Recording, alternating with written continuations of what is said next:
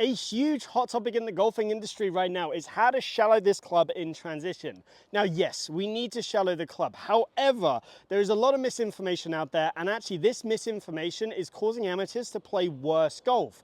Now, that's not what we want. So in today's episode of 3-Minute Thursdays, I'm gonna run through everything you need to know about shallowing the club, and yes, it's only gonna be 3 minutes. So first and foremost, what is shallowing the golf club? Well, a great definition is as I get to the top of the backswing and I start down, we are going to see that the club head starts to fall behind the hands, causing the shaft to work into a flatter position, hence why we term it shallowing the club. Second of all is, why is this important? Well, it's important because as we do this, the club head's getting slightly behind the body, so it trails the body. Now from this position here, this forces my body to use my legs, push up out of the ground, generate rotation, and get into a good impact position. It also helps me deliver shaft lean, because in order to have shaft lean, the club head has to be behind my hands, hence why shallowing is important. Third point, how much should we shallow the club? And I see this really wrong on social media all the time.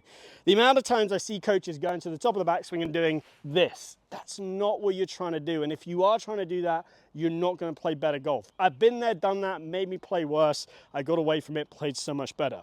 So we are trying to see, with any club, we are looking at left arm parallel in the downswing. We want to see that the bind of the grip points either at the ball to target line or somewhere between there and about a foot outside of that line, so outside of the golf ball.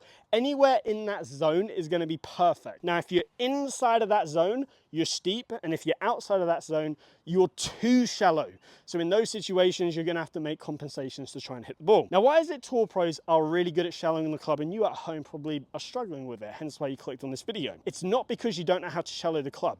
That is actually built into your body instinctively. If you can throw a ball, you can shallow the golf club.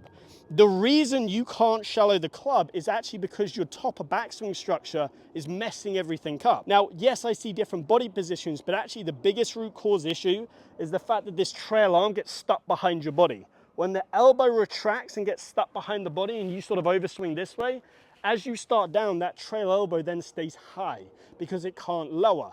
When it stays high, guess what? You're going to get into this position here. Hence why people say don't pull on the handle. Well, actually, that's just masking up the real issue. You do want to pull on the handle. That's what generates club head speed. The reason you can't do that is because your top of the backswing is wrong. So you must maintain the distance relatively close between your elbows and just go all the way to the top and keep your arms in front of your body like so.